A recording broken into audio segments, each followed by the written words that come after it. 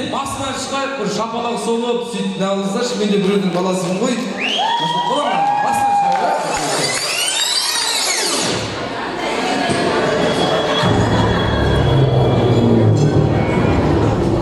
Дамы и господа, он не Супермен, он не Бэтмен, он не Спайдермен, а просто казахский шоумен.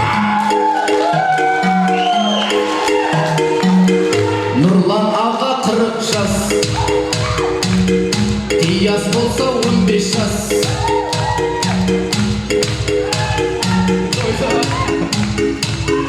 Шекшанлары қайдегі, кластастары қайдегі, кластастары естілмейді башты. Нағашылар қайдегі,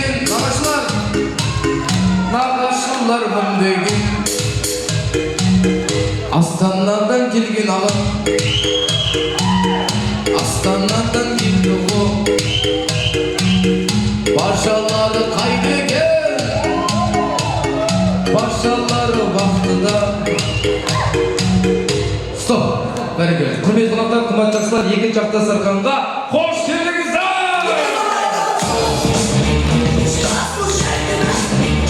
Рахмет, ал енді құрметті қонақтар, мен екінші Дастарханда манты келіп жатыр, мантының үстінде мазаларыңыз алмайды деген ниетпен бір күшті ән айтып береміз ба, сөйтегі манты жеп ән тыңдап отырыңыздар.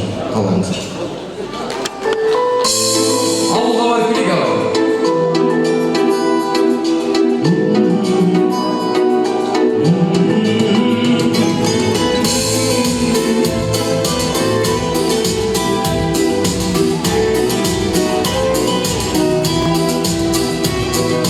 Жол жүрем бүгін, тағы да бүгін жол жүрем.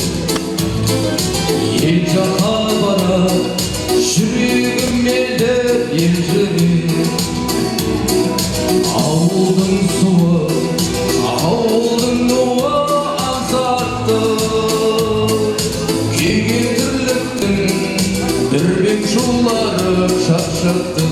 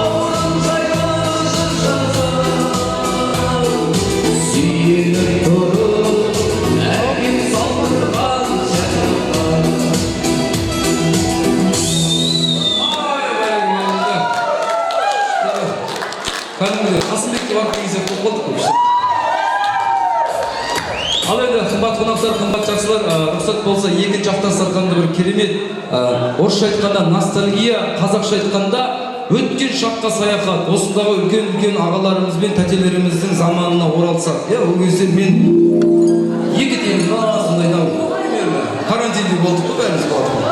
Сол палаткеге тоюн эске алатын болсак, палаткеге кирген адам шыкпайт, шыккан адам кирмейт. Неге?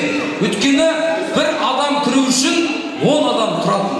10 бәрі артынан өтіп бір бәле. Сосын палаткеде дастарханда арақтар болатын. Қандай арақтар естіңіздер бар? Русская водка, столичный, пшеничная, экстра, самогон, роял,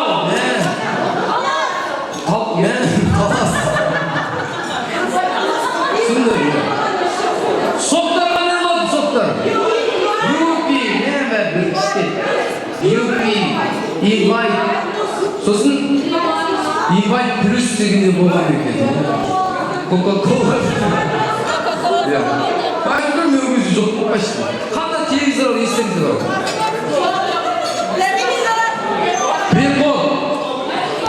Горизонт, Славуй, ау, весна,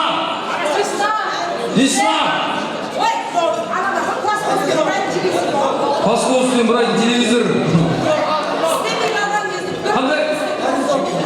горизонт, он пульты, Московский вот, так пройдется. Сол черно-белый телевизордан бәріңіз индийский кино көрдіңіздер, я? Жас кездеріңізде. Қандай индийский кинолар естіңіздер бар? Танцуй, танцуй. Сита и Гита. Бобби.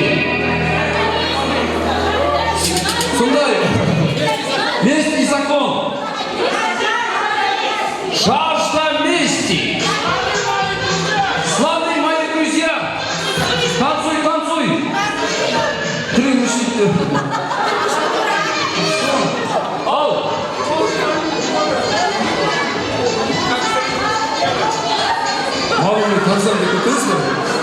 Мен бір үзінді айтам, әннің үзіндісінші.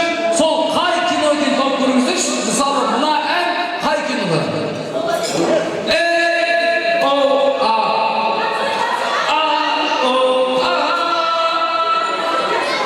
Танцуй! Танцуй! Диско, я? Главный актер Витхун. Как работает? Ол кісі Джиммиді ойнады. Джимми естеріңізде ма? Джиммиға мен қатты еліктеп өскен балам негізі. Ютубтан көрген мен бірақ телевизорда көрдіңіздер ғой. Ютубтан көрсеңіздер жаңағы Джимми сахнаға шықпай қояды. Джимми өлең айтпай кетеді. Не үшін? Аяғы сынып қалады дегенсіз. Анасы Джиммиді құтқарам деп гитараны алады да топқа түседі. Сол кезде Джимми не дейді? Мен енді ешқашан ән айтпаймын. Сол кезде не дейді бәрі? Джимми! Джимми! Джимми! Джимми дейді.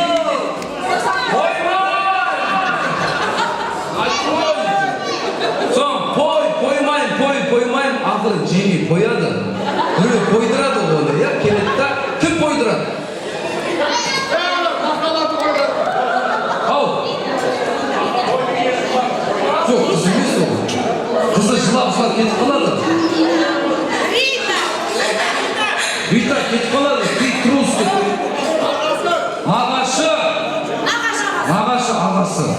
Ағасы келеді да Джиммиға не дейді? Джимми! Ты должен петь ради своей матери. Джимми дейді. Я говорю тебе, пой! Поймай! Ақыры не істейді? Қояды. Мен Джимми деймін. Сол кезде ұстаз тұрады да, оны қойдыру үшін Джиммиға қарап тұрып, бала кездегі ән айтып береді. Естіңіздер ма? Кейін кезде Джиммиға қарап тұрып былай дейді.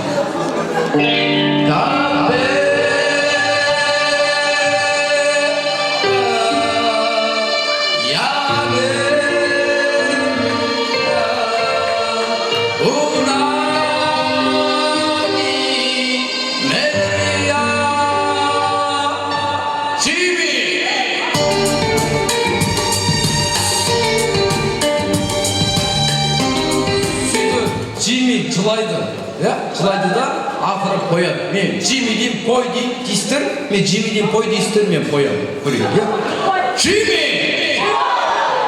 Джимми! Қояйын ба?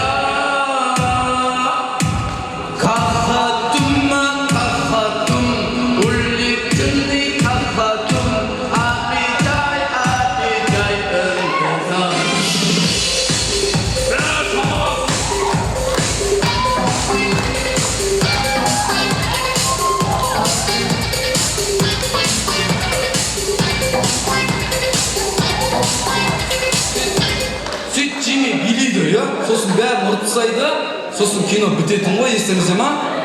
Естеріңізде ма? Соны айтайын деген ғой мен.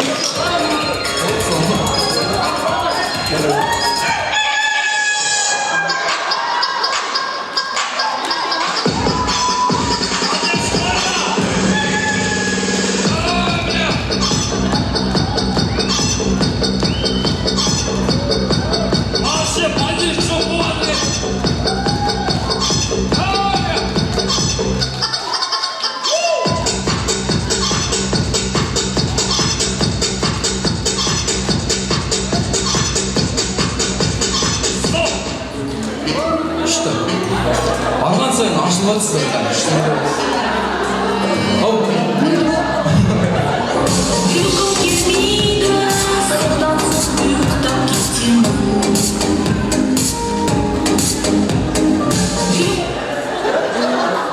Арқасы бар ма, не біледі? Болды, қошемет соқ қояйық, жекшеліктер.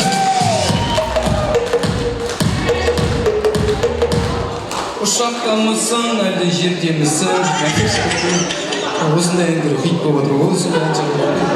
Алайда қымбат қонақтар, қымбат жақсылар, екінші ақ дастарханды керемет ақ тілекпен ашып беретін осындағы құрметті де қадірлі коллектив қауымын шақырып келіп отыр.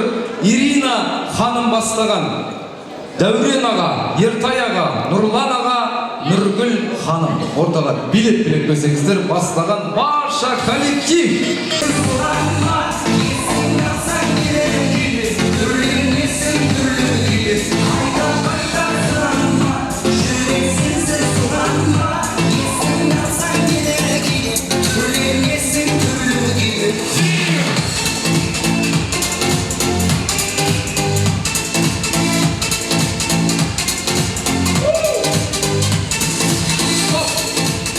Рахмет, коллективке бір қошемет соқ қойып, қош келдіңіздер. Той қуаныштарыңыз құтты болсын.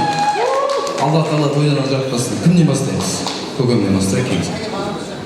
Ал құрметті ағайын, жекжат туыс. Мына бүгін мына үлкен шаңырақтың астында ұлан бауырымыздың туған күні. Ініміздің 15-ге толған күні.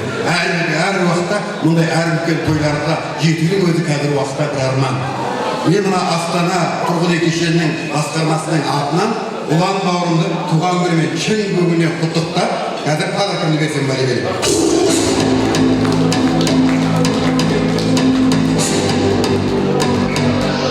Ал ұлан ол мен өзімді бір жағынан бауырым болып келеді, бір жағынан балдызым болып келеді. Ол ұлан әр уақытта всегда бір үлкен мекеменің бірді сыйлы азаматы қызметкері. Әр уақытта Айгүл екеуі бақытты болсын, ала-шағасы аман есен болсын. Әр уақытта немере байлы інілер атынан ілессін. Немере шөберені қызығын көріп, өстіп үлкен дастархан басында тойлаған десейін.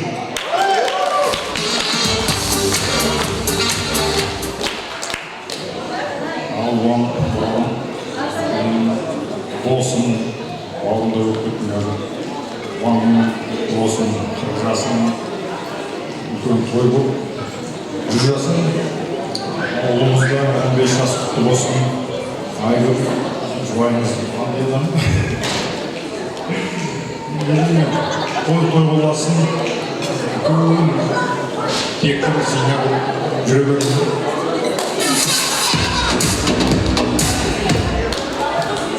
Ал енді олардың туған күні құтты болсын. Мына ұлыңның туған күнінде енді осы ұлыңның қызығын көріңдер. Біріншіден әке шешең аман болсын, соны айтады ғой, әкесі мен шешесі бар адам болса қартаймайды деп. Солай қартаймай жүре беріңдер. Айгүл екеуің бақытты болыңдар. Өмірдегі бар жақсылықты тілеймін. Сол үшін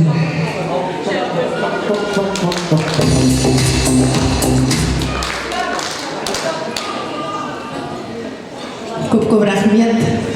Енді ұланға зор денсаулық тілейміз. Отбасы аман болсын, тойы құтты болсын, әке шешесі аман болсын, не армандаса армандары орындалсын. Осы жерде отырған барлық жастар қуанып, барлықтарыңыздың үйлеріңізде тек жақсылық болсын, денсаулық болсын, аманшылық болсын, жерімізде тыныштық болсын. Осындай той бола берсін әр қазақтың үйінде. Рахмет. Қарекелді, коллектив қауына бір қошемет соқ қойыңыздар, тілек ниеттеріңіз қабыл болсын, той жұқысты болсын, естелікке бір фото болсын да, апаймен жақын тұрып, бір суретке түсірейік.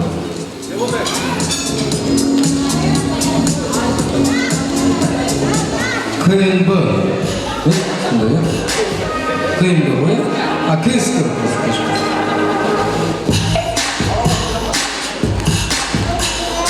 Учка. Билет, отырайық, коллектив, билет.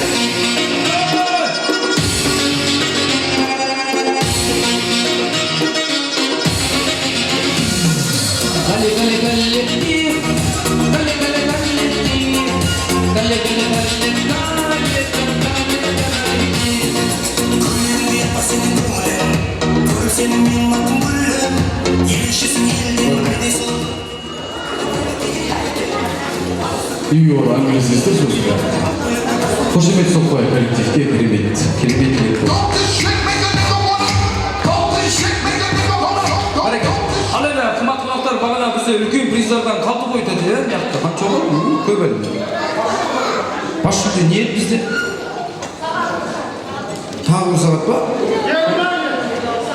Сағат көмек етсің, да?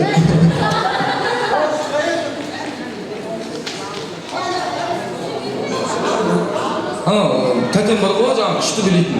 Шақыр жүрші кім?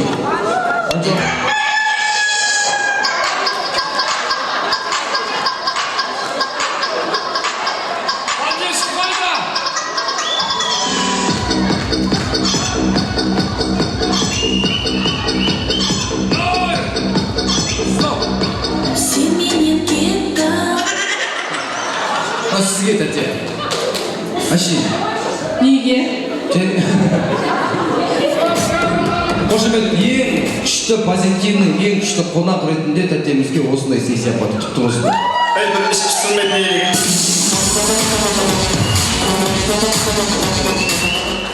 Күшті өзі. Көз тимесін. Маңдайыңызға кер жағып жүрші.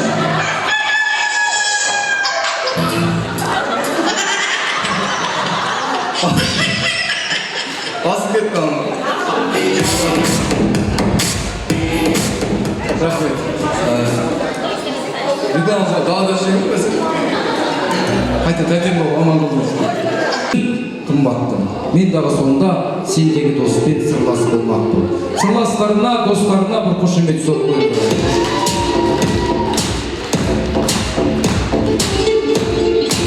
Ал енді ақтілек алғашқы болып бастайтын осындағы кеңсе. Ассалаумағалейкум, құрметті халайық. Мына бүгінгі ұлан, Айгүл тойлары құтты болсын, өмір жастарымыз ұзақ болсын, диаспорамыздың туған құтты болсын бүгінгі. Не деймін, аман болайық, бәріміз әке-шешеміз аман болсын, дендері сау болсын, әрқашанда осындай той бола берсін. Ұлан, енді 100 жаса Айгүл екеуің. Сол жақсылық тілеймін саған барлық. Сол үшін алып қойыңдар енді.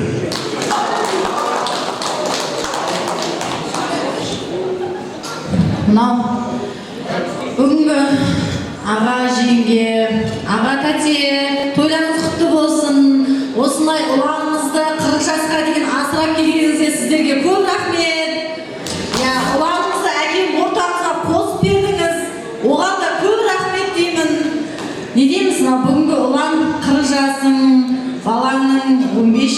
құтты болсын, дені сау болсын, әрқашанда езулерінен күлкі кетпесін. Мынау сіңілім Айгүл екеуің ешқашанда қартаймаңдар. Осындай қалай жас болып жүрсіңдер, солай жас болып жүріңдер. Ау десеңдер.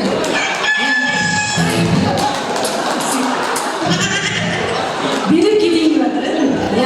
Не дейміз, бүгінгі тойшы қауым, барлықтарыңызға рахмет. Көп бүгін той жақсы өтіп жатыр деп ойлаймын барлық. Мен үшін жақсы өтіп жатыр негізі. Мына би үшін билеп, ішіп жатыр ма? Абылай ішіп жатыр.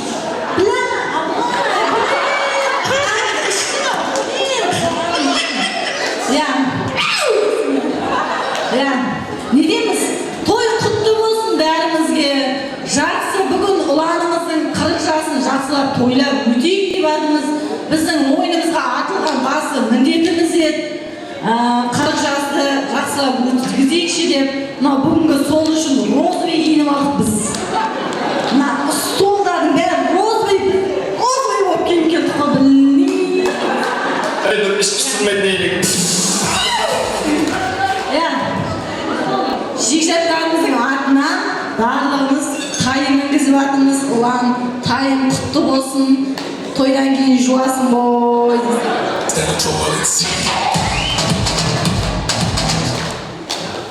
Құрметті тойшыл қауым, бүгінгі келген қадамдарыңызға нұр жаусын. Не дейміз, айтарымыз көп әрине. Біріншіден, Ұлан мен Айгүл біздің ең алғашқы жекжатымыз. Және де өзімнің жерлесім, мен де сол ауылдың ауасымен демалып, суын ішіп, сол ауылда өсіп өнген қызбын. Не деймін, тілерім өте көп. Ең бірінші тілерім 4 қыбласы тең болсын, ата-аналары аман болсын, денсаулығы мықты болсын. Бауырым бір жағы досымыз, ең бір жағы жекжатымыз деп айтып жатырмыз жаңадан. Барлықтарыңыздың келгендеріңізге үлкен рахмет. Тойдың боларынан болатысы қызық дейді. Осы тойға қаншама рет дайындалып, міне арамызда жекжаттардың алдында ең бірінші 40-қа толып жатқан біздің Ұлан. 40 жасы құтты болсын жаным. Қабыл алыңыздар, бір жұршымақтарымыз бар еді. Беу досым, құтты болсын 40-ыңыз, 40-тың бақшасында қыдырыңыз, берері аз болмасын 5 күн жалған, ал қызыл гүлдей болсын ғұмырыңыз. 50 мен 60-тадан нар болғайсың, 70 пен 80-де де бар болғайсың. 90-ның төбесіне шыққан шақта немерелі шөберелі шал болғайсың. 40 деген көнбейтін жас құрыққа, 40 деген ұнайтын болсын жасыңыз. Менің Алладан да адамнан да сұрайтын жалғыз бір тілегім бар. Біз қорамызда мал кеткенше емес, кеудемізден жан кеткенше дос болуды Алла нәсіп етсін.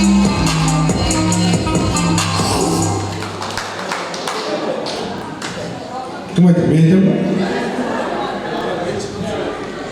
Жоқ, мен жігін жоқ, дәуір бүйтіп айтып.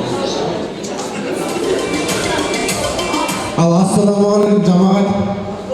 Бүгін тойға келген арамызға гүл бітсін. Енді менде жаңа дос, жаран, жекжат жұрат деп отыр ғой. Енді мен өзім мына Қасымбек ауылына үй салған кезде Ұлан бауырым келіп үй салды. Мен де Албанға жиемін негізі. Сонда Ұлан мен жесем де әкем дейді. Ұлан мен нағашым деп айтамын негізі. Естіп атқан халық болса бір қол соғып алам негізі. Ұлан, досымсың, нағашымсың, көршімсің, ауылдасымсың. Жанындағы мис Фарухи аман болсын. Өзім қойған атым бар жекеше. Ұлан бауырым, 55 жасым құтты болсын. Елдері 40 деп атыр ғой сен. 15 келген ұлым бар еще. 55 жасым құтты болсын бауырым. Үлкен азамат болсын. Ұлыңның жеткен жетістіктерін көр, Айгүл екеуің. Мына 40 жас ең алғашқы тойды мына кажется біз. Баяғы сүндет той, тілешат деген қалқан екен ол. Қазір 40-тан бастап екенбіз тойлардың бәрі. 40, 50 соң немере үйлендіру, бала үйлендіру, немере үйлендіру. немересінің тойы ол кете беретін ғой. Мына әке-шешең алынбасын. Осы әке-шешең алдында мына бүгін сол кісілердің немересі ғой, алғашқы немересі 15-ге отыр екен, үлкен ер азамат өссін. Ана, әке, сіздердің тойларыңыз бүгінгі. Немерелеріңіздің де жасы ұзақ болсын, үлкен ер азамат болып өссін. Ұлан мен ағашым деп айтып бастайды көрген. Енді мені танымайды ғой ешкім мына жерде. Мен де кісінің бәрі Қасымбекте тұрмайды. Біз тұратындар не үшін де тұрады ғой бәрі. Қасымбек тұратындар не екен ғой басасын десе. Бүйтіп атып, не арт жағынан шығып атып десем, осылар екен ғой. Жоқ, айтайық та бізде көңілде бір жайы бар, оянған бір сезім бар. Не болды? Байыңнан жағаласып бұрын айтып жатыр екен, біздің дауыс жабасың мен, жапсай аусың. Айтарлық айттың, қойсай. Ал, ұлан, жасыңа жас қоссын балым. Көрген балаңды қызығын көр. Мисс Фарухи тағы да бір саған отбасыңа перзенттер сыйласын. Жас қой әлі, мұғалімдер қылыстап тұр, білесіңіз. Мектепте жүрген, мектепте тұрсын. Сол, бүгінгі осындай үлкен мерей тойын құтты болсын, жақсылық болсын. Бүгін сыйлап берген барша қауымның қадамына гүл күтсін. Нағашы, осындай той жылда болсын, үйдегі жеңгеміз жылда саған бір той жасап жүкті болып жүре берсін.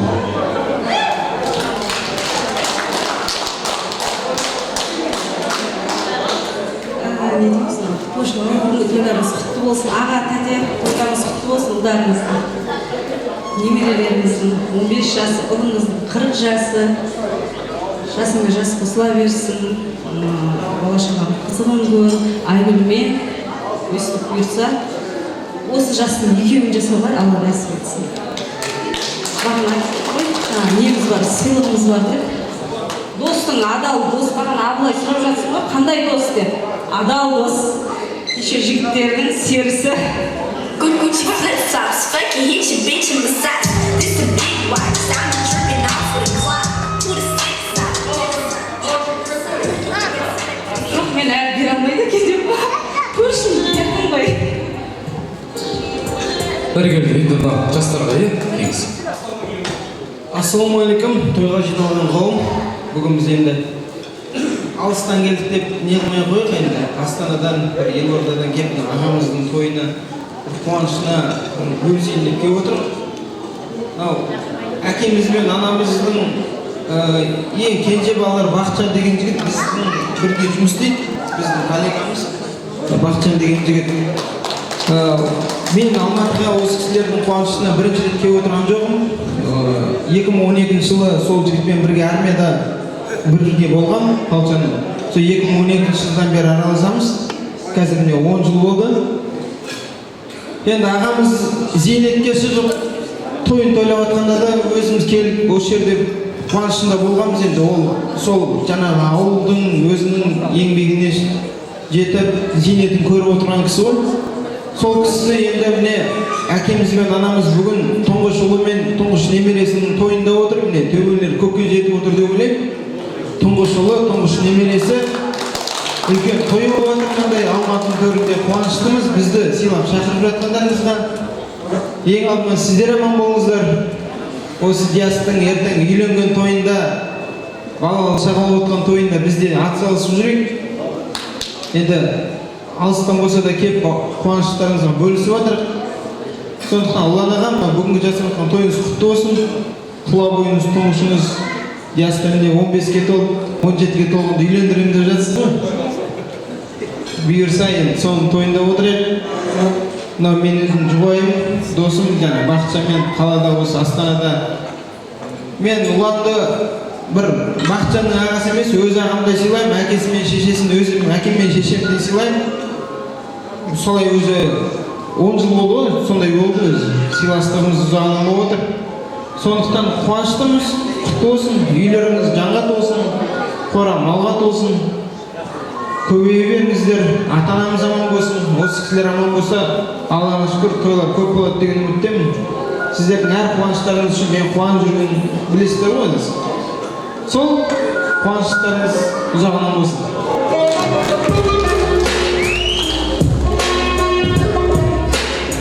Кішігірім сыйық бар өзіміздің атымыздан Диаска деп алып келген Астанадан. Есть черепаха. Астана! Тағы да алып қосатындар болса. Пастас коха. Пастас коха. Шишік асқа демеге оғын. Ұлан, Айгүл құтты болсын, баламыздың туған күнде құтты болсын, дастарханымыз тойға жайылсын, сіздерді өсіріп, осы жағдайға жеткізген ата-анамызға рахмет, солардың алдында аман болыңыз, ұлымыздың үйленген тойларында жүргейміз, келесі жылы бұйыртса есік тойға келгейміз. Бақытты болыңдар. Бәрекелді. Алжандар. Ассалаумағалейкум, тойшылым. Ең бірінші осы Алланың арқасында, одан кейін әке-шешеміздің арқасында тәте тойларыңыз құтты болсын, денсаулықтарыңыз мықты болсын, ешқашан ауырмаңыздар. Мен ешкім примерно танымайды. Жасұлан танисыздар, тұрып қойшы. Жасұлан служак. Оны бізде лютый дейді, 9-та ротада ең соңында тір қалып қалады, оны ең соңында. Соған ұқсайды деп лютый деп кеткен бәріміз. Лютый деп. Оның бәрі Жасұлан десең кім десең танымайды. Лютый десең таниды. Аллаға туған күндеріңіз құтты болсын. Мына жерде қазір туысқан емеспін, бірақ туысқан болайын деп тұрмыз қазір. Айгүл тәтеміз Қызылордакім, мен де Қызылордакіммін. Дұрыс па?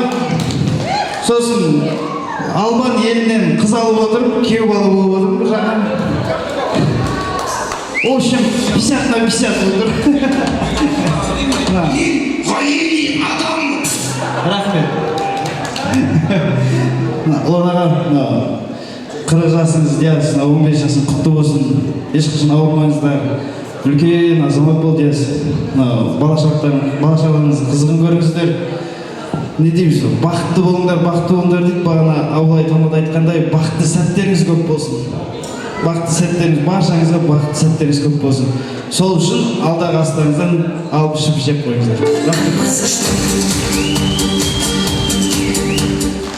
Бәрекелді, тағы да алып қосатындар болды ғой да? Ал енді рұқсат болса мен. Ау? Кім? Ал бауырым, мен не деймін? Мен білесің, мен сөйлей алмаймын. Мен бір ән айтып берейін саған, да? Жігітше ма? Подаркыңды берді.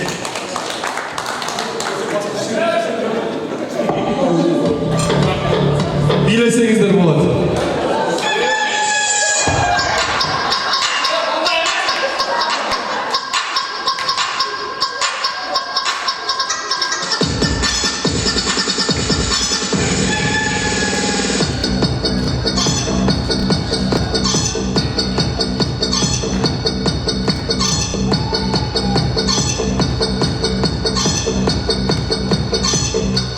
Красавчики.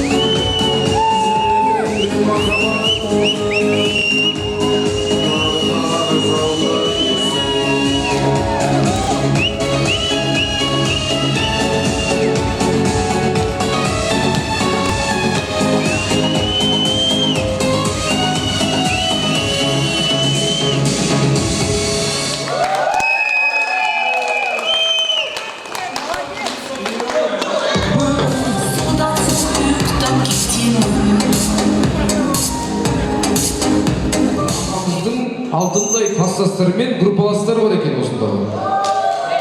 Класстастар мен группаластар!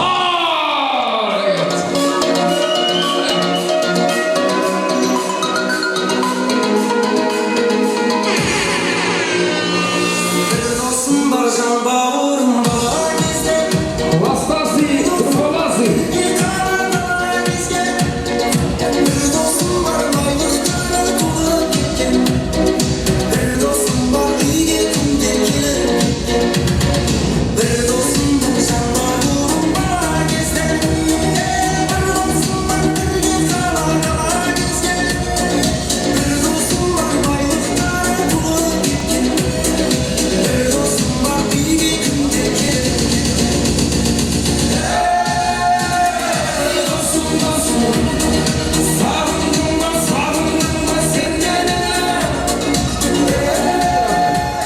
Бәрекелді, класстастар мен группаластарға бір қошемет соғып қойыңыздар. Қош келдіңіздер, құрметті, қадірлі. Ал енді рұқсат болса мен микрофонды ағама берейін, ағамның айтары бар кеңсе. Бәрекелді, ағайын, құрметті құда жүзат, құрметті осы тойдың алтын қонақтары. Менің айтайын деп отырғаным, мынау 2 жыл жаным қинап, мазасы кетіп, осы тойды көре ма, көрмей ма деген кезде, осы ұланымның класстасы, бір шеті бауыры, біздің ауданның мақтанышы, қаншымыздан отан шақырайшы. Біздің ауданның главный врачтың орынбасары, хирург. 2 жыл сондай қиналды әппен, ұланың шешесі анасы. Ол әппен ғана емес, бәріміз қиналды. Қаладағымыз бар, даладағымыз бар, әсіресе аудан орталығында Жоржда тұрғаннан кейін мен енді ерекше қиналдым. Сол әппеме 2-3 ай бұрын осы 2-ші өмір сыйлап отырған осы біздің мақтанышымыз Өмірқан ағаның шәкірті Алматыда областной больницада жақсы хирург болып істеген кезде бізде степен көтеріліп, қазірде біздің ауданымыздың главврачтың орынбасары болып келіп, біздің мақтанышымыз, біздің қуанышымыз, жаным аман бол, Құдай қолыңа қуат берсін, бала-шағаң қызығын көргім келеді. Мен бары басында тілек айтуым керек еді, ойлап отырғам. Дегенмен жаным, мен ұлан, осындай бауырым бар, осындай класстас досым бар. Біздің елде, біздің жұртта, біздің ауданда осындай азаматтары бар, мен қаншысы ешім ақтырам жер. Аман бол, өркен өссін, биікте бер, ауданды көтер. Болар елдің жігіті бірін-бірі батыр дейді деп ағам шығып, бір тілегін арнап отқаны ғой. Рахмет аға. Осы сіздің әкпеңіз бізге де мамаша болып келеді ғой. Анамыз сол қиналып жатыр деп, мен бардым ғой қайтадан. Ал, жарайды, той құтты болсын бұлан. Жаңағы баламыз да 15-ке келіп отыр екен. Осыдан бір 3 ай бұрын мен де 40-қа толғам. Кәдімгідей сезім болады. Мен ана 39 жас, 38 жас сияқты емес, 40 басқаша сияқты. Елдер сұрайды ғой, 40 қандай екен дейді. Білемін, 39-ға осылайды дейсің. Бірақ бәрібір, білмеймін, круглый дата болғаннан кейін, жасағын келе ма, сол бүгінгі тойым құтты болсын. Бұл 40 жас деген 40 жылдан есеп беру деп есептейміз. Мынандай достар таптым, мынандай коллектив таптым деген үлкен бұл есеп беру. Досы жоқ адам, ұжымы жоқ адамдар қаншама адам. Оның жандарына қазір қуанып отырмыз, достарым көп, ұжымдастарым көп, жаңа жекжат деп отырсыздар. Алла Тағала тойдан айырмасын барлығымызды. Барлық қуанышта, жақсылықта басымыз қосыла берсін. Төрде отырған әке-шешеміз аман болсын. Сол кісілер 100 жасар, сол кісілердің тойында, 100 жасқа толған тойында бәріміз өстіп жиналайық тағы. Тойларымыз той болсын. Барлығыңыз аман болыңыздар.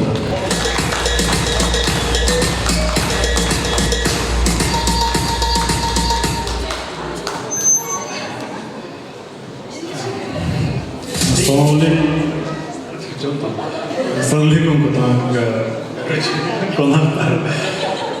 В общем, всем добрый вечер. Оршай Тайк. Балама. Тядин, Кушурбаяга. Во-первых, это ваш праздник. Вас с праздником 40-летием вашего сына, 15-летием немересе, с внуком. Здоровья вам, большого-большого здоровья. Улан, тебя с днем рождения. Будь здоров, всего хорошего.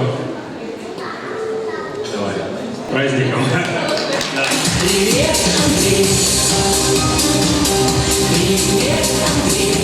Рұқсат болса, осындағы ағамыздың жалғыз группаласы бар екен, иә, сол кісіге ерекше мынау бәріміз көретін қалаулым, бір болайық, соны түсіретін оператор кісі бұл.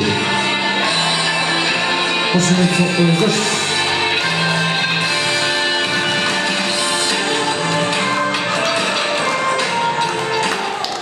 Рахмет.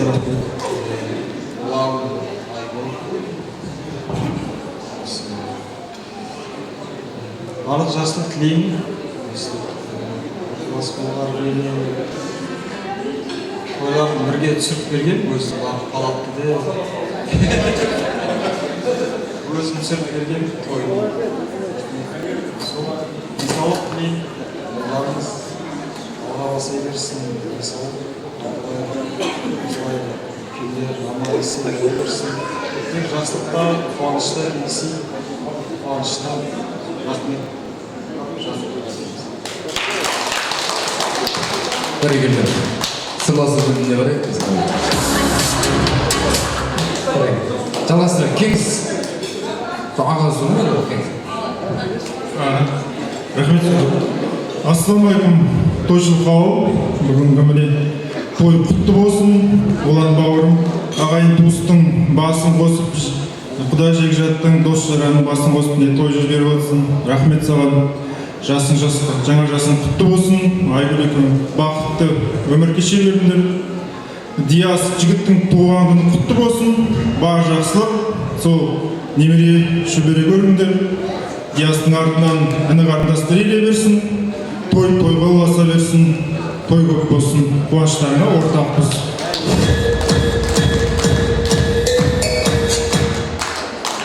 Кеш жарық, осы оқиғаға келген қонақтар, құрметті Кушурбаяға, Тина тәте, тұла бойы тұңғыш ұлан балаларыңыздың 40 жас тойы құтты болсын, Диастың 15 жасқа құтты болсын, денсаулық тілеймін сіздерге, тойға ұласып, бар жақсылық болсын, осы әулетте.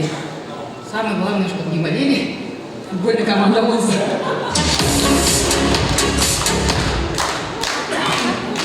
Кеш жарық, тойшыл қауым. Бүгін міне үлкен қуаныш, той.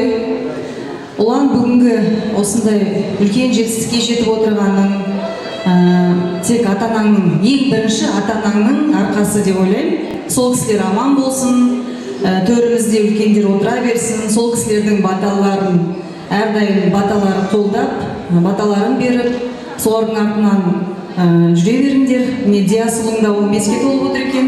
Сол алғашқы қуаныштар құтты болсын.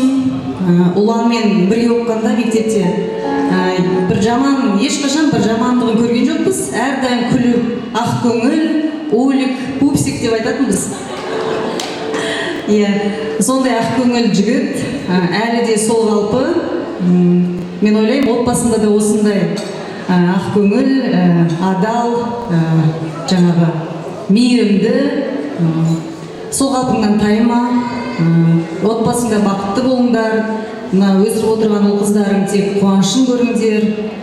Ең бастысы ата-анамыз аман болып, үлкен кісілер төрімізде отырсын.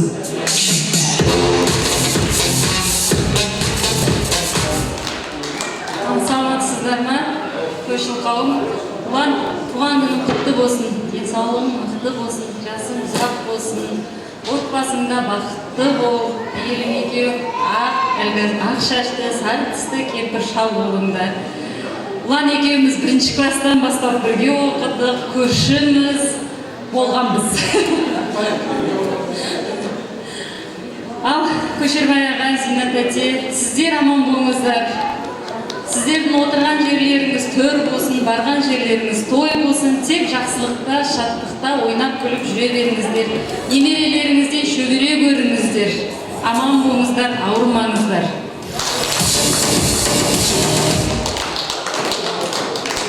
Саламатсыздар ма баршаңызға? Ұлан Айгүл тойларың құтты болсын. Ұлдардың тойлары құтты болсын. Бар жақсылықты тілеймін. Тойға ұласай берсін.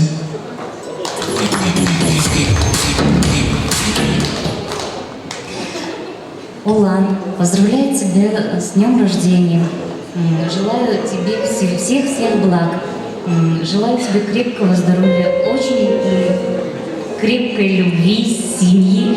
Береги свою жену и детей. Всем вам здоровья. Ал Улан, тағы да туған күніңмен. Улан дегенде бір түрлі естіледі екен да, біз оны басқаша айтатынбыз мектепте. Оны уже Лаура айтып, пупсик деп. Менде жаңа келіп, о, пупсик деп. Сол сияқты Улан туған күні құтты болсын, 40 жасың құтты болсын, балаңның туған күні құтты болсын. Қасыңдағы келіншегің қол ұстасып, бірге өмір сүріп жүре беріңіздер, бірге қартайыңыздар. Беттеріңізден күлкі кетпесін, әрқашан өстіп үлкен кісілердің баталарын алып жүре беріңіздер. Сонан бір историяны айтып берейін деп едім мектепте оқыған кезде. Мектепте оқимыз да, сонда Улан всегда ұйықтап қалады да. Сонда Гоша деген біздің одноклассник қой. Соның мамасы біздің класс жетекшісі Галина Григорьевна деген. Сол деген жіберетін Гошаны, Гоша, иди приведи пупсика дейді. Сол есімнен кетпейді да, сол мен обязательно айтайыншы дедім. Ты на работу не проспал? Вовремя ходишь?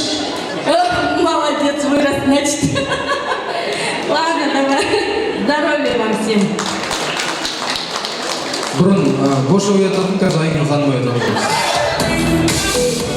Той иелерін шақыратын болам, баршамыз орнымыздан тұрып, мойнымызды бұрып, шапалағымызды ұрып, бүгінгі керемет той иелерін және де бауырларын күшті қылып қарсы алайық. Бәріміз орнымыздан тұрайық, орнымыздан тұрып, мойнымызды бұрып, бауырлар және де той иелері Еркебұлан, Салтанат, Жасұлан, Бақытжан және де Ұлан ағамыз бен Айгүл әпкемізді және де осындағы Диасты да ду бол шапалақпен қошеметпен шақырайық.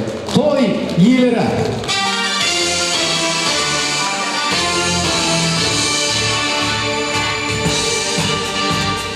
Жасылайым көктігілем, көктігілем, көктігілемде күн алмаймын, көктігілем, маңдайыма сыйпап өткен самалды, қазағымның алатаңы деп білем.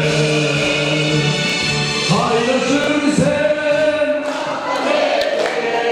көкейінде күннің көзі қимай болды.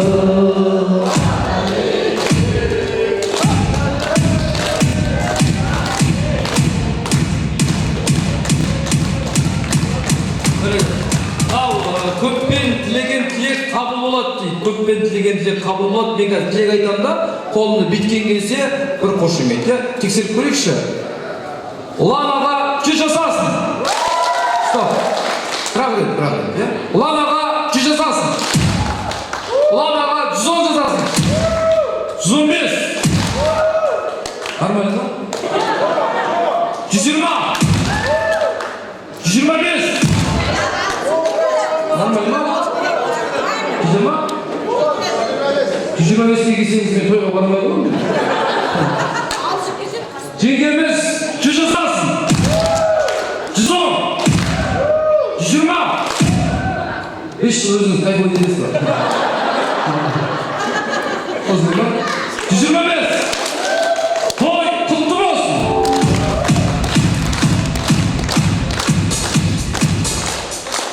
Бәрекелді. қымбат қонақтар, қымбат жақсылар, рұқсат болса бірінші бауырлардан бастаймыз ғой деймін аға, одан кейін түйініп өзіңіз қойыңыз. Кімнен бастаймыз? Сіздерге рахмет жасап келіп отырсыз.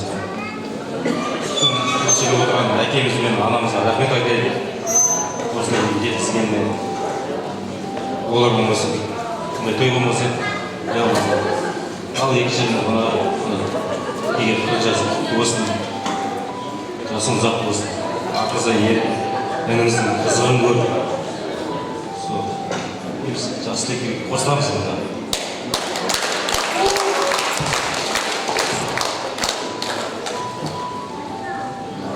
Құрметті қауым, бүгінгі келгендеріңіз, сыйлап келгендеріңізге рахмет. Мама, папа, бүгінгі тұңғыш балаларыңыздың, тұңғыш немерелеріңіздің мерейтойлары құтты болсын. Аллаға 40-тың 40-қырына шығып, қамал алған 40 жасыңыз құтты болсын. Деніңіз сау болсын, ең бастысы. Ел қоғам алдында абыройыңыз арта берсін. Мерей жүзіңіз әрқашанда жайнап жүре берсін.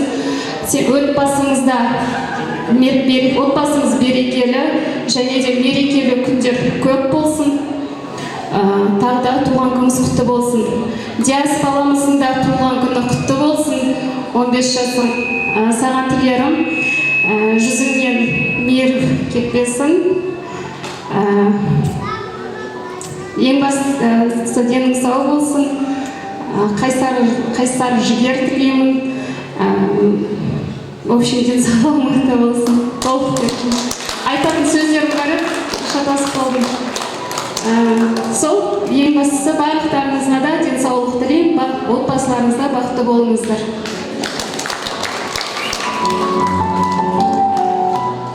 Ал құрметті қонақтар, сіздерге мыңдаған рахмет.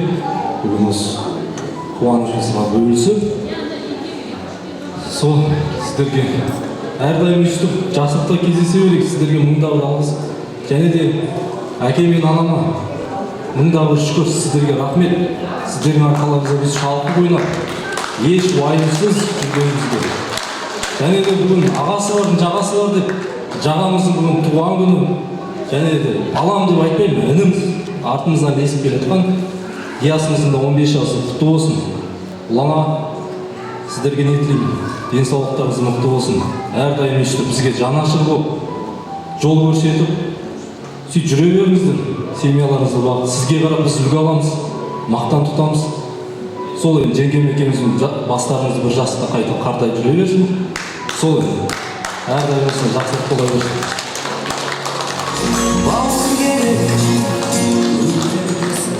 Ал құрметті қонақтар, рахмет сіздерге сыйлап келгендеріңізге уақыт бөліп. Сол Ұланаға, Диасының туған күндері құтты болсын, өмір жасы ұзақ болсын, арамызды күліп ойнап жүре беріңіздер. Сол енді анашым, әкешім, сендерге де арамызда күліп ойнап жүре беріңіздер. Сендер аман болсаңдар, ауырмасаңдар, біз қуанып жүре береміз соған. Қалған тілектеріме осы ағам мен жеңгелерім қосыламын. Сол бақытты болыңыздар. Өзіміздің бауырлардың атынан кішігірім сыйлығымыз бар еді, қабыл алыңыз. Алтын печатка қолыңызға, әрдайым қолыңыз жарқырап жүрсін деп жатырмыз. Көре алмағандар шапалақ соқпасын.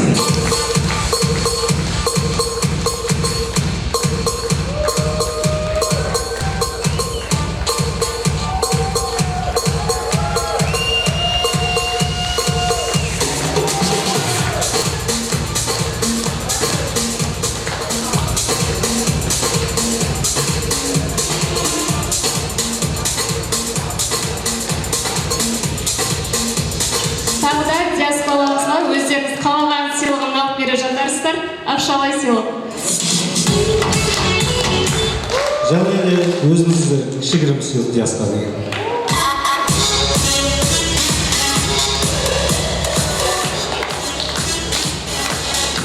Бәрекелді, бауырларға бір қошемет қойыңыздар ағайын.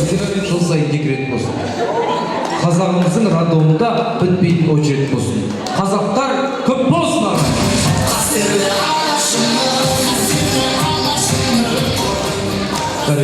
Алтын печатыңыз құтты болсын. Ал енді ағамызға тілек айтып боласыз ба? Ағам, сізге тілек айтпай ма? Сіз тілек айтпайсыз ба? Ағамға тілек айтпайсыз ба? Құрметті қауым, бүгін біздің тойымызды бірге атсалысып жатқандарыңызға рахмет, келгендеріңізге рахмет. Ата-аналарымыз келіп жатыр алыстан, мына жағы Чужадан келсе, ана жағы Шудан келіп жатыр.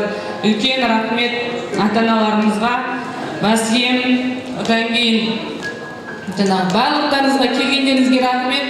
Аға, әпкелер, жезелер, кластастар, группаластар, бөле, ағалар, абысын, бажалар деп жатыр ғой.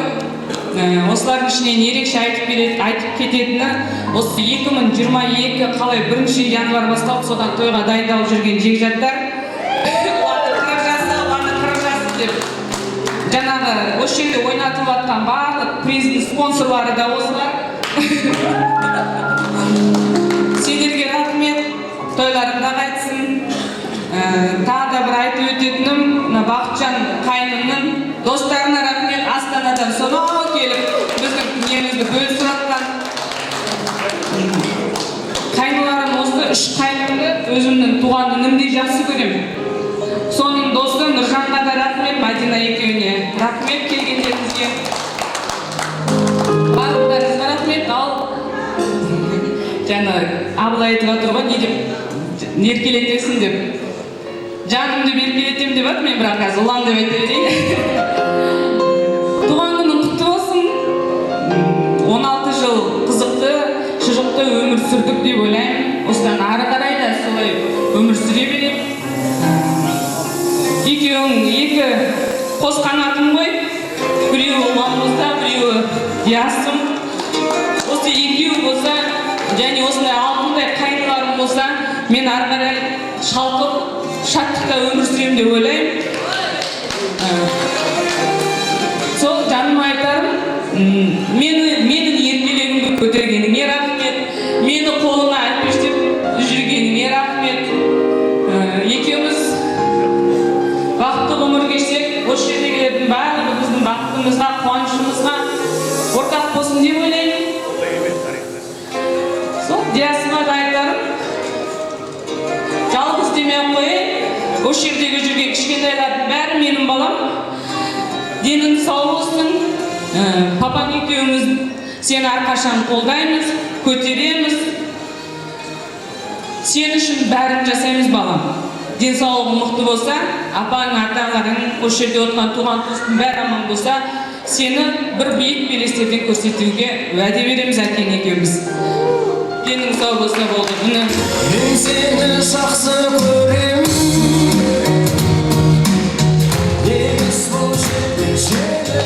Көкелерінде отыр ғой мені.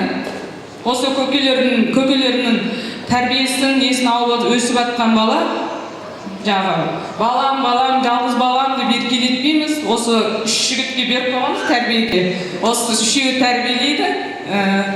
Сол барлықтарыңызға рахмет, келгендеріңізге рахмет, тойымызға бөліскендеріңізге рахмет. Тағы бір рахмет өзіңе, Абылай. Біздің жекжаттардың арасында лишний тамадамыз, біздің бірталай тойды бірге өткізіп жүрміз. Және осы Шахиншах ресторанының администраторына рахмет, қызмет жасап жүрген официанттарға да рахмет. Барлықтарыңызға рахмет, той-тойға ұласа берсін. Жылда біздің үйде той болсын.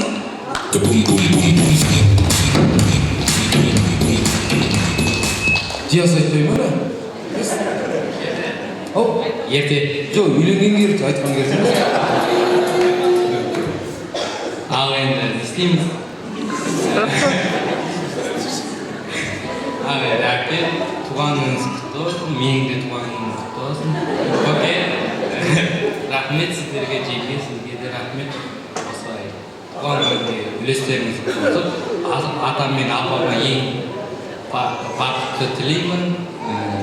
Осылай алдымызда күліп ойнап жүреді.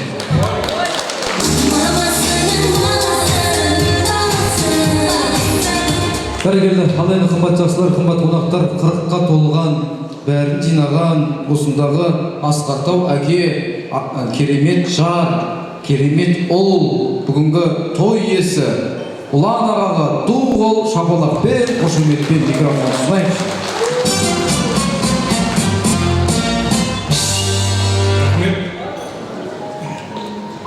Ал көпшілік қауым, сіздерге рахмет. Мыңдаған бүгінгі әке мен анамды жасатып құшақтап сүйіп қояйыншы. Қош күнге жеткізген.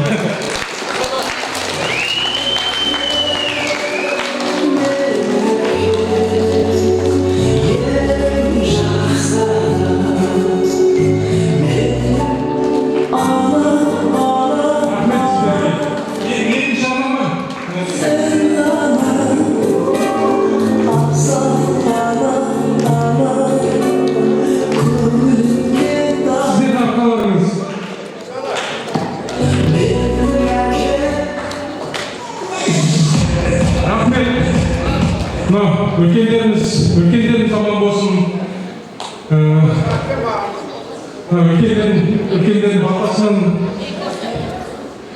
Үлкендердің батасын алып осы өмірге өстіп жүріп жатқанымыз сол сіздер үлкендер аман болыңыздар. Бүгінгі көпшілік қауым барлықтарына рахмет. Қадірменді нағашыларым отыр, өмірлік ұстаздарым. Мұнда міне оң жақта бауырларым отыр, күйеу балаларым, қарындастарым айналаңдар, әпкелерім, мен сыныптастарым, кластастарым, садиктен кішкентайымнан бала еркелетеді ғой, мен еркелетіп айтады бұлар. Өздері мына жерде міне молодец, рахмет сіздерге барлықтарыңа. Қаныш бауырым отыр, Қанышқа мыңда бір рахмет бауырым. Бір ауыз сөзімізді жерге тастамай, алғысымыз шексіз саған. Жекжаттар, че там? Молодец. Бүгінде Дәурен деген досым ерекше өзінің несімен бүгін ерекшеленді, рахмет. Бажаларым, қайынбикелерім, сіздерге рахмет. Сонау жерден алып келеді деген. Інілерім, достары, сендерге рахмет. Бірге осы тойда бүгін бірге атсалысып келіп сонау жерден. Сол барлықтарыңа рахмет. Мұнда бір бұйырса келес тойда барлықтарымыз өстіп, мұнда бөтен ешкім жоқ. Бәріміз тек қана өзіне жақын дегендер ғана шақырып. Сондықтан да келес тойда келес жасында өстіп жиналып жүре берейік, Құдай қаласа барлықтарымыз. Мына бөлелерім айналыңдар. Бір звонок қой барлықтарына. Дидар бастаған, Әсет, Елдар бар. Молодцы, давайте. Тек қана алға. Сіздерге рахмет. Тойдан тойға ұласып, дендеміз сау болып, барлықтарымыз өсіп жүре берейік. Сол алдарыңыздарын алып қойыңыздар. Туған күнің құтты болсын, туған күнің құтты болсын, жете бер жүзге. Бәрекелді, қымбат қонақтар, қымбат жастар, қымбат ағайын, бүгінгі керемет той иелеріне бір қошемет соғып қойыңыздар.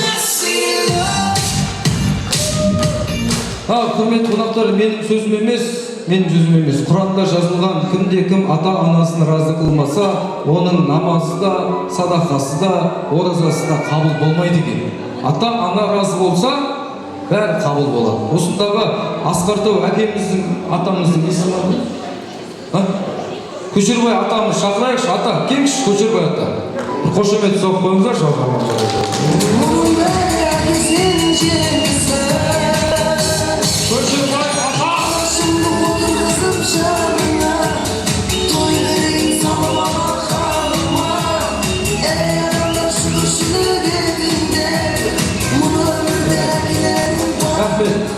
құрметті ағайын, біз қазақ халқы негізі дұрыс мақтана алмайды екенбіз ата. Біз машинамызбен мақтанамыз, байлығымызбен мақтанамыз, бірақ ата-анамызбен мақтанатындар аз да. Мысалы, кім өзінің әкесін отырғаншы әкесін жоғары, мен әкемді көтердім дейтін адам бар ма осында? Бар ма? Әкемді жоғары көтердім дейтін адам бар ма? Аз да, көрдіңіздер ма? Бүйтекші, жоқ десек те болады, дұрыс айтасыз. Бірақ құрметті қонақтар, бүгінгі тойда атамыздың 4 баласы бар екен ғой, баланы қоя тұрайық, баланы қойып, бүйтейікші, әкемізді көтерейікші, әкемізді әулеттің алдында көтеріп, мақтанайықшы.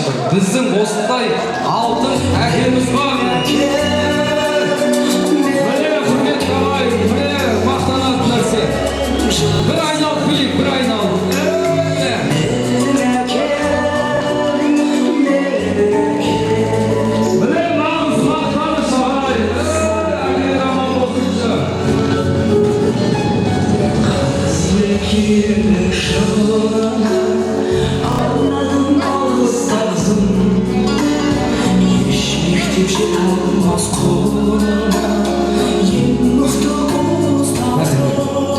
Бақытты әке мен бай балаларына бір қошемет соғып қойыңыздар. Сөз жасаңыз, атау. Үйге дейін осылай апақтайын ба? Машинаға осылай салдырып жіберейін ба? Болды қоя беріңіздер, қошемет соғып қойыңыздар. Осы ата-аналар аман болса, бәрі жақсы болады. Ата-ана разы болса, Алла разы. 4 ұлына бір қошемет соғып қойыңыздар. Осындай ұрпақ баршаларыңызға нәсіп етсін. Ал енді құрметті жақсылар, қымбатты ағайын, бағана ата. Өмірде бақыттымын. Мына 4 ұлым бар. Енді және 2 немерем бар. Мен любой уақытында кетеміз ғой, ойлаймын.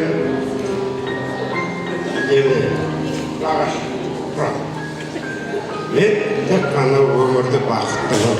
Осы балалар ойнап.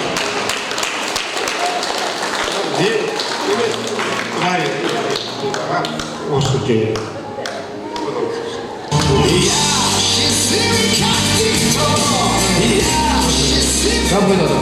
Қазір талаға шығып темекі шегіп сөйлесеміз. Ал енді қымбатты қонақтар, осындай жарығымен жарық қылған, тамағымен қарық қылған Шақи-Шақ мейрамханасының әкімшілігіне бас аспаздарына бір қошемет соғып қойыңыздар. Тің аяқтан тік тұрып қызмет көрсеткен официант қызылдарға бір қошемет соғып қояйық. Официант! Бүгінгі күнді ертеңгі күнге тарихқа қалдырып отырған оператор Ерландарына бір қошемет соғып қояйық.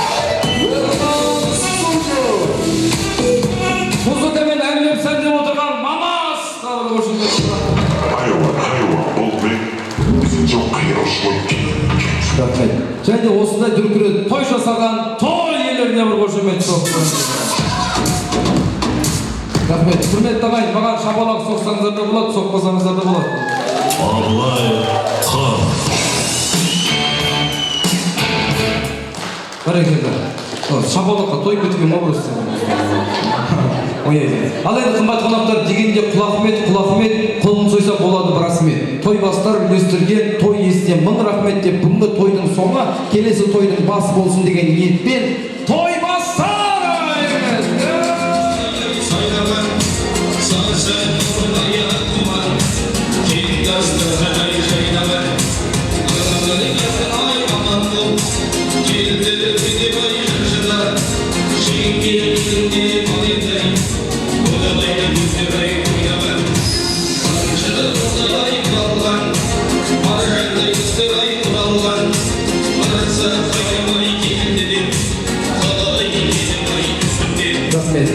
Құрметті қонақтар, қазір заманауи тойбастар әркімге өзінің пакеті бұрынғыдай оған ән айтып, оны аштырып, рәхатты, оны жүріп тұрамыз. Тұрғанда да би алаңына шығамыз. Бәрекелді дейсіз. Ал бәрекелді қадірменді ағайын, қадірменді құрметті тойшы қауым, қадірменді құрметті осы тойдың алтай қонақтары, алдыры сұрауын. Ел іші ауыл-аймақ аман болсын. Баршамызға тыныштық заман болсын. Табиғат таусылмай тыныштық беріп дастарханға тартар тағам болсын. Абыройларына сақтап арта берсін. Бағдәулет қызмет қатар келсін. Жақсы көрген қонағың ұлан жаным жиіке таусылмасын. Дәм түсін тарта берсін. Осындай ойын сауық бола берсін. Осы үйге той думан тола берсін. Өмірдің гүл жайнаған жәннаттай бақшаңызға бақ құс қона берсін. Сіздерге көп қылып қала берсін. берсін, балаға таудай талап сана берсін. Балалардың бәрі де өнерлі болып, алатын биіктерін ала берсін. Ұланым 100 жасасын, диясын 150 жасасын. Әкпе жесем аман бол. Келесі бір жақсы тойларда қауышқанша аман есен болайық. Әумин Аллах. Аумин, бәрекелді, батаңыз қабыл болсын. Алайда ақ көйлек, көк көйлек киген арулар бүгінгі тойда ат ұшы билеп қалдыңдар. Жастар биге, бастар үйге, ата-апалар спальниге. Ути-ути гагага, шуаса трелелі, сәлем болған Жамбыл аудан 000 дейін. Just left like a ticker.